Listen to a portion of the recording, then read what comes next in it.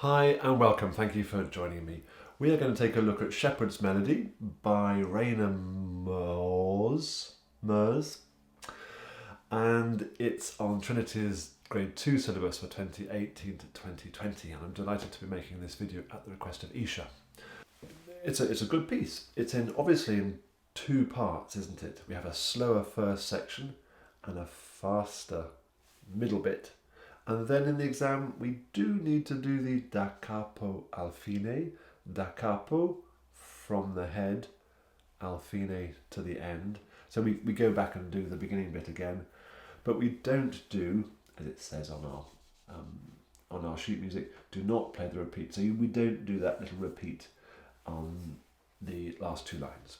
I'll come to it and explain again when we get there. Speeds, first of all. Largo is slow, it's very slow. Let's have a listen to see what 56 sounds like.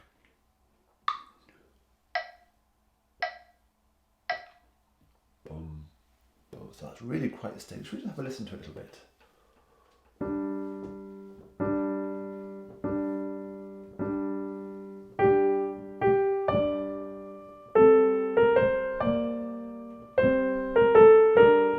It's that kind of speed going on. Whereas when we get to the quicker allegro section, allegro of course means fast.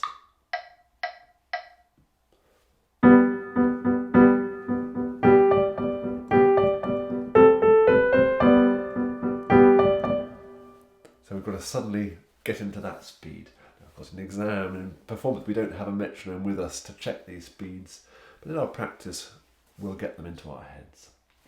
So let me go through it nice and steadily. I think for the first section, I'm going to go through hands together, but really quite slowly for now, so we can talk through and see what's going on. So we have two flats to worry about. We have a B flat and an E flat.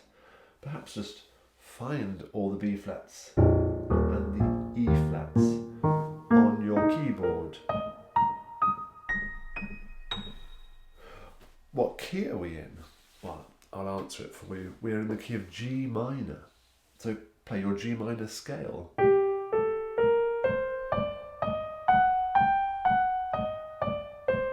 That's G harmonic minor, or you may prefer a natural minor.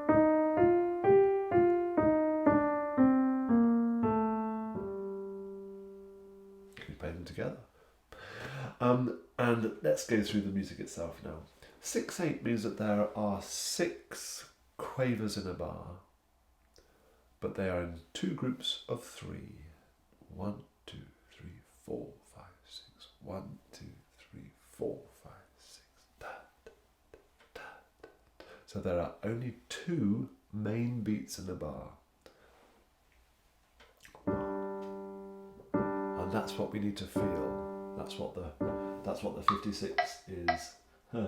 Not 120.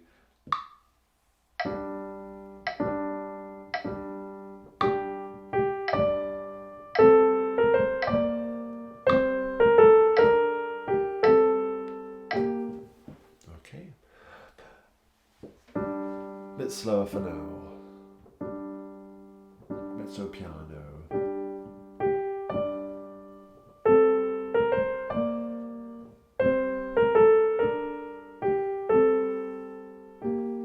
The rhythm of that right hand. Let's just listen to it a few times.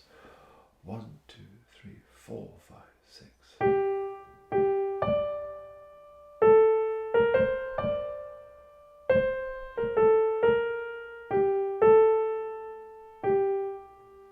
Six eight has a very lilty feel to it, doesn't it?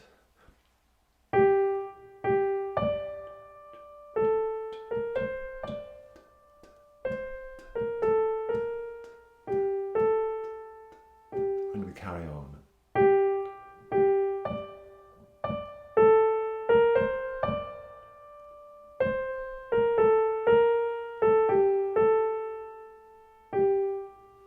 I'm going to play it one more time, perhaps play it through with me. 1, 2. 1,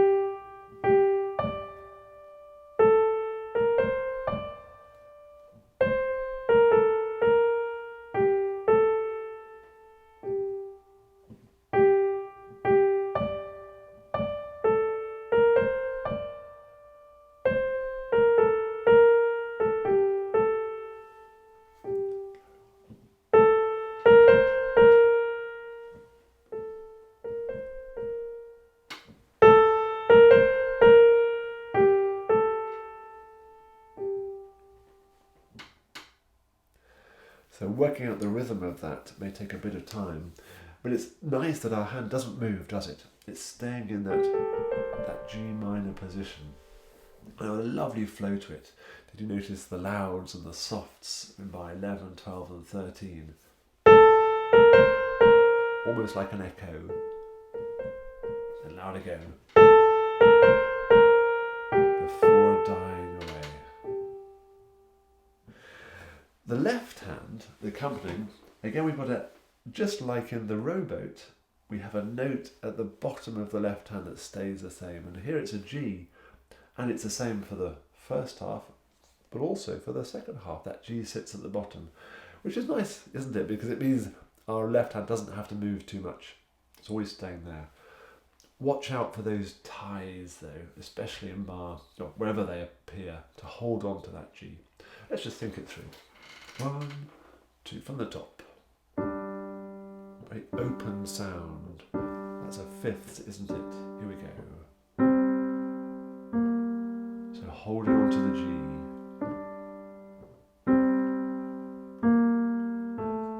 Little kick there. Hold on to the G.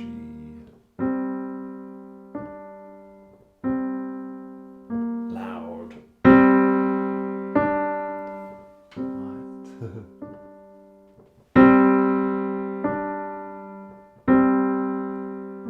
bit of tune.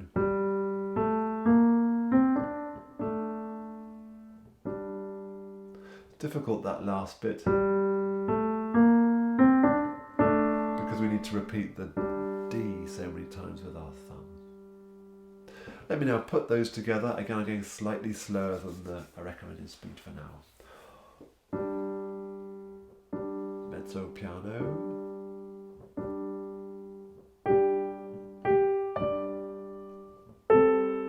Hold on to that bottom note.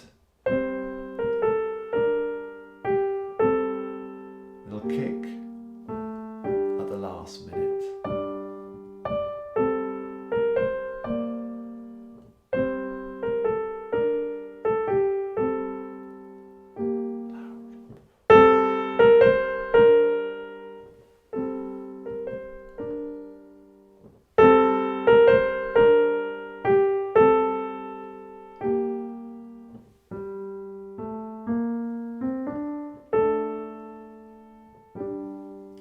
So slight slowing up at the end there. It's just the kind of melody you might make up if you had a little flute to hand, or if you put your hand on the piano and just noodled, just made something up for a bit.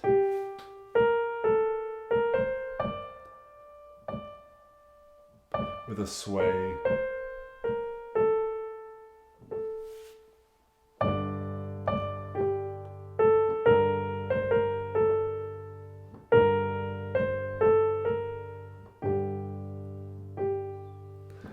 Try and make up your own shepherd's tune. And then in the second half, it suddenly gets much more dancey, doesn't it? For the left hand, I quite like 4 and 2 for those chords. You could do 3 and 5, but for me, my 4 and 2 are much stronger. And the rhythm and the articulation is so important, isn't it? Let's have a think. Staccato dots, nice and short. And those lines mean tenuto. Hold them on, a little bit of a lean on those notes.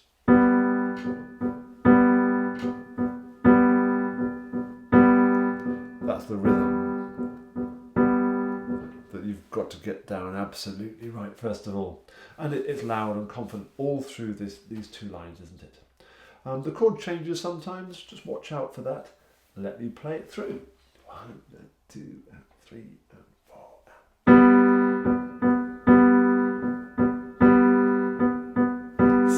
So we just carry on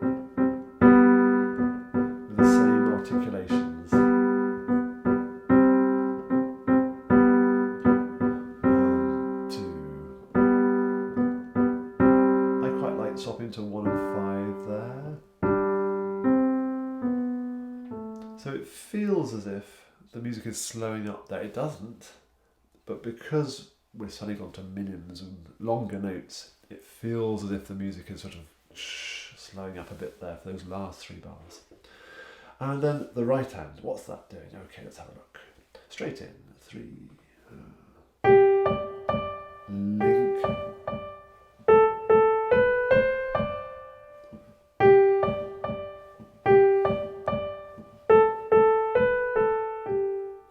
and we haven't got B flats anymore, so we're now in G major. So a happier sound, a brighter sound. And putting both hands together is tricky, so take your time. Perhaps do little bits at a time. Let's do just one bar at a time. Bar 18, really steady first of all.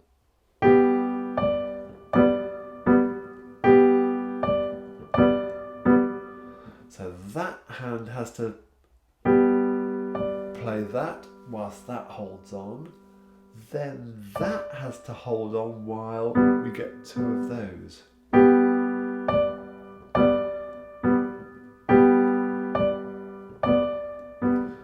That is deceptively tricky, much trickier than it looks. So don't worry at all if that feels awkward and your coordination doesn't quite work it out. Just take it nice and steadily. Trying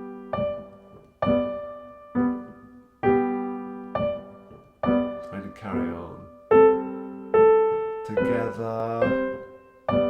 Hold on to that. It's exactly the same. We've done this before. I'm going to carry on. Hold the left hand. Hold the right.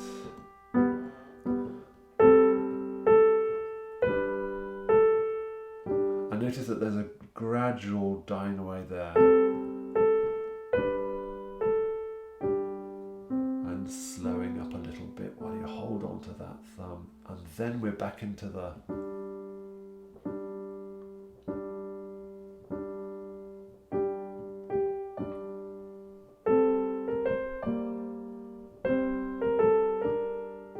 I missed a tie there, didn't I?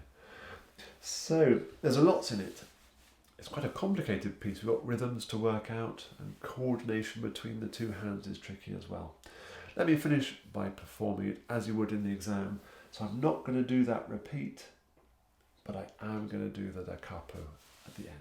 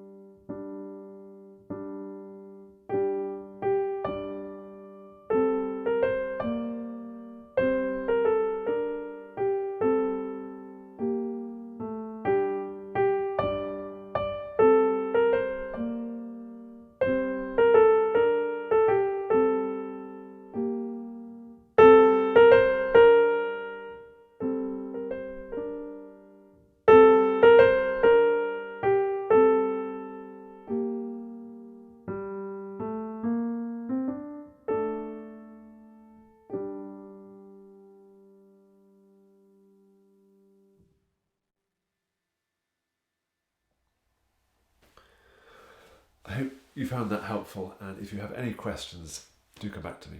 Take care. Bye-bye for now.